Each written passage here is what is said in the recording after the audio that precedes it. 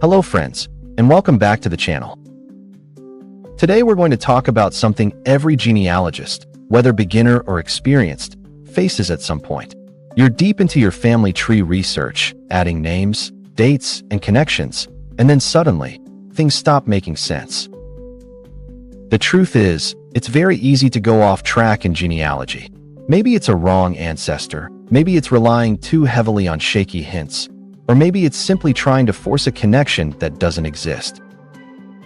In this video, I'm going to share 5 major red flags that signal your ancestor research has gone off track, and what you can do to correct course. 1. Records don't match your timeline.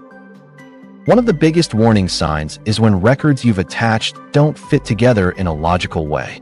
For example, you might have a birth record in 1820, but the same person supposedly has a marriage record in 1830 in another country they couldn't realistically have reached at that time.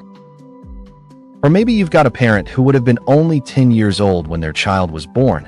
That's a clear problem. Fix it. Always cross-check ages, locations, and life events. If the math doesn't add up, you may be looking at the wrong person or have combined 2 different people with similar names.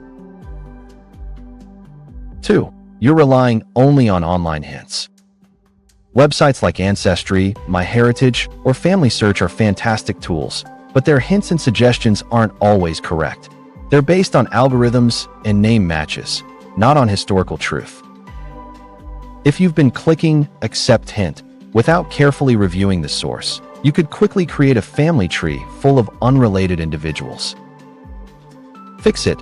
Treat hints as leads, not facts.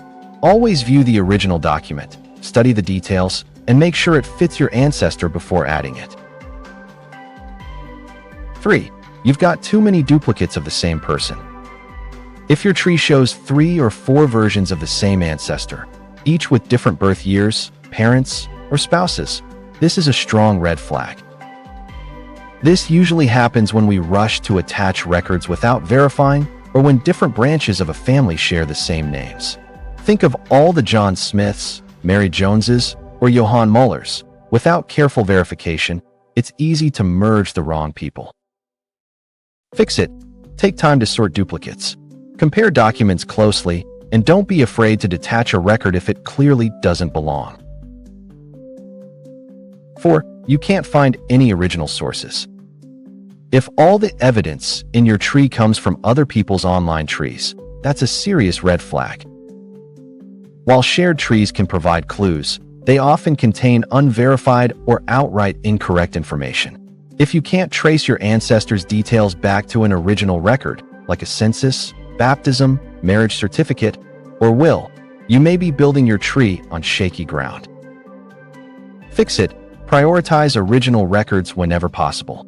Indexes are helpful, but they're not enough. Dig into archives, libraries, and government record collections to back up each connection. 5. Your tree is growing too fast without documentation. It's exciting when you first start and you're adding names left and right. But if you're building your family tree faster than you can document it, you're probably going off track. A healthy tree grows steadily, with each branch supported by solid evidence. If you've added 3 or 4 generations in a single evening without pausing to verify, there's a high chance you've connected to the wrong family line. Fix it. Slow down. For each new ancestor, ask yourself, what is my proof? Can I cite at least one reliable source that confirms this person's place in the family? So, those are 5 major red flags that your ancestor research has gone off track. Records don't match your timeline. Relying only on hints. Too many duplicates. No original sources.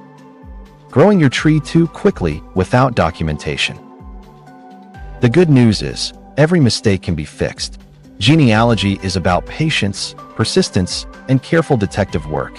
When you slow down and double-check your sources, you'll not only correct mistakes, but you'll also build a stronger and more accurate family history. If you found this video helpful, don't forget to give it a thumbs up and subscribe for more genealogy tips and tutorials.